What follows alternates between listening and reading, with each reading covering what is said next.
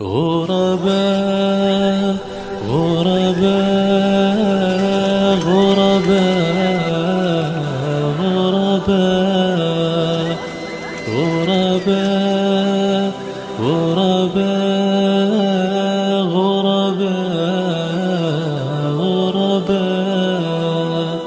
اب دوسری ام المومنین سیدہ سودا بنت زمعہ رضی اللہ عنہا کے حالات و واقعات سنیں۔ آپ کا نام سودا تھا، والد کا نام زمعہ بن قیس اور والدہ کا نام شموس بنت قیس تھا۔ قبیلہ عامر بن لوئی سے تھی۔ یہ قریش کا ایک مشہور قبیلہ تھا۔ آپ کی کنیت ام الاسود تھی۔ نبی اکرم صلی اللہ علیہ وسلم کے عقد میں آنے سے پہلے سکران بن عمرو عامری کے نکاح میں تھی۔ سکران ان کے والد کے چچا زاد بھائی تھے۔ ابتدا ہی میں مسلمان ہوئی۔ ان کے شوہر نے بھی اسلام قبول کیا۔ حبشہ کی پہلی ہجرت کے وقت بھی دونوں مکے میں رہ کر کفار کی سختیاں برداشت کرتے رہے۔ کفار کا ظلم حد سے بڑھا تو حبشہ کی طرف دوسری ہجرت میں یہ دونوں بھی شریک تھے۔ کئی برس گزرنے پر جب یہ مکہ آئے تو سکران انتقال کر گئے۔ سکران کے انتقال کے بعد رسول اللہ صلی اللہ علیہ وسلم نے ان سے نکاح فرمایا۔ سیدہ خدیجہ رضی اللہ عنہا کے بعد آپ صلی اللہ علیہ وسلم نے دوسرا نکاح انہی سے کیا، اور یہ ایسے ہوا کہ سیدہ خدیجہ کی وفات کے بعد آپ بہت غمگین تھے، اس لیے کہ وہ ہر مشکل میں آپ کی خمگسار تھی۔ آپ صلی اللہ علیہ وسلم کی حالت دیکھ کر عثمان بن مظعون رضی اللہ عنہ کی اہلیہ سیدہ خولہ بنت حکیم رضی اللہ عنہا نے آپ کی خدمت میں حاضر ہو کر عرض کیا، اے اللہ کے رسول صلی اللہ علیہ وسلم، کیا آپ کو ایک مونس اور غمگسار ساتھی کی ضرورت ہے؟ آپ نے فرمایا ہاں۔ اس پر وہ سیدہ سودا رضی اللہ عنہا اور ان کے والد کے پاس گئیں اور ان سے کہا، اللہ تعالیٰ نے آپ پر خیر و برکت کے دروازے کھول دیے ہیں۔ انہوں نے پوچھا وہ کیسے؟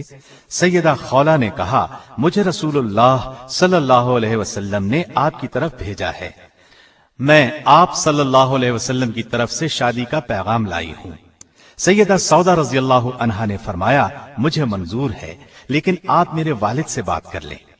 جب ان سے بات ہوئی تو انہوں نے بھی کوئی اعتراض نہ کیا۔ اس طرح یہ نکاح ہوا۔ 400 درہم حق مہر مقرر ہوا۔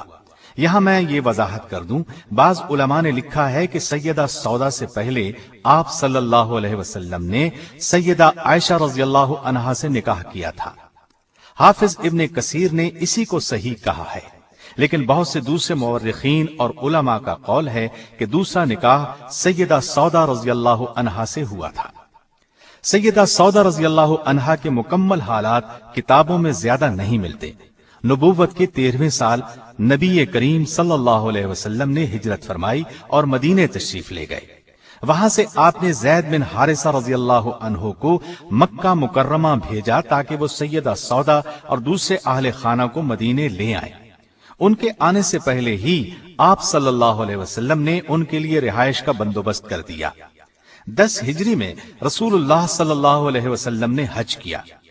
اس موقع پر سیدہ سودا رضی اللہ عنہا بھی ساتھ تھیں۔ سیدہ چونکہ قدر بھاری بھرکم تھیں، آہستہ چلتی تھیں، اس لیے انہوں نے نبی کریم صلی اللہ علیہ وسلم سے اجازت چاہی کہ انہیں مزدلفہ کی طرف پہلے روانہ ہونے کی اجازت دی جائے۔ آپ صلی اللہ علیہ وسلم نے اجازت دے دی۔ چنانچہ وہ سب لوگوں سے پہلے ہی مزدلفہ روانہ ہو گئیں۔ انہیں بھیڑ میں چلنے سے تکلیف ہوتی تھی۔ ایک مرتبہ ازواج مطہرات بارگاہ رسالت میں بیٹھی تھیں۔ ایسے میں کسی نے پوچھا، اے اللہ کے رسول صلی اللہ علیہ وسلم، ہم میں سے سب سے پہلے کون مرے گا؟ آپ صلی اللہ علیہ وسلم نے فرمایا، جس کے ہاتھ لمبے ہوں گے۔ ازواج مطہرات نے اس بات کے ظاہری معنی لیے اور آپس میں ہاتھ ناپنے لگی۔ سب سے بڑا اور لمبا ہاتھ سیدہ سودا کا تھا، لیکن جب سب سے پہلے سیدہ زینب رضی اللہ عنہا کا انتقال ہوا تو انہیں معلوم ہوا کہ ہاتھ کی لمبائی سے آپ صلی اللہ علیہ وسلم کا مقصد سخاوت اور فیاضی تھا۔ طبقات ابن سعد کی روایت کے مطابق آپ کا انتقال خلافت امیر معاویہ رضی اللہ عنہ کے دور میں ہوا۔ ایک روایت یہ بھی ہے کہ سیدنا عمر رضی اللہ عنہ کے دور خلافت میں انتقال ہوا۔ آپ کے ہاں آپ کے پہلے خاوند سکران سے ایک فرزند پیدا ہوئے تھے، ان کا نام عبد الرحمن تھا۔ وہ جنگ جلولہ میں شہید ہوئے۔ نبی کریم صلی اللہ علیہ وسلم سے آپ کے ہاں کوئی اولاد نہیں ہوئی۔ آپ سب سے زیادہ دراز قد اور موٹاپے کی طرف مائل تھی۔ کتب احادیث میں آپ سے صرف 5 احادیث روایت کی گئی ہیں۔ ان میں سے ایک صحیح بخاری میں بھی ہے۔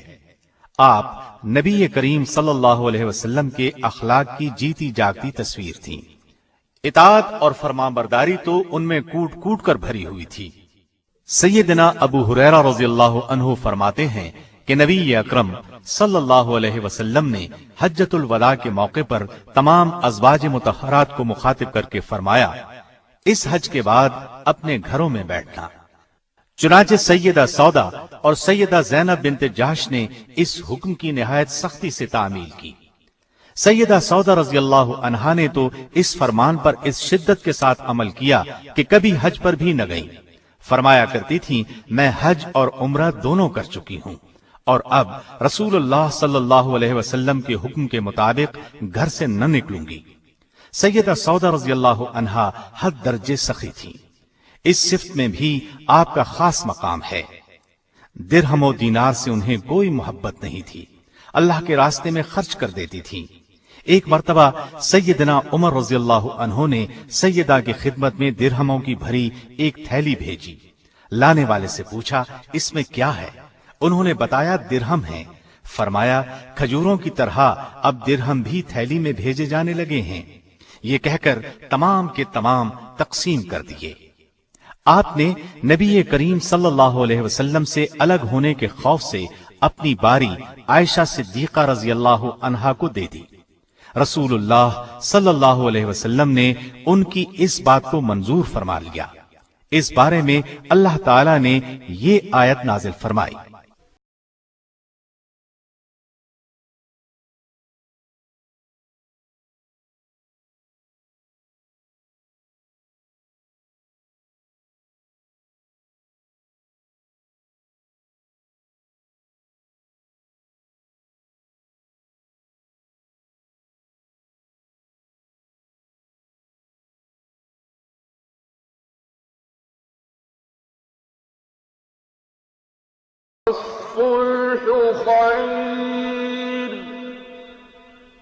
اور اگر کسی عورت کو اپنے خاوند کی طرف سے زیادتی یا بے رغبتی کا اندیشہ ہو تو میاں بیوی پر کچھ گناہ نہیں کہ آپس میں کسی چیز پر صلح کر لیں، اور صلح بہتر چیز ہے۔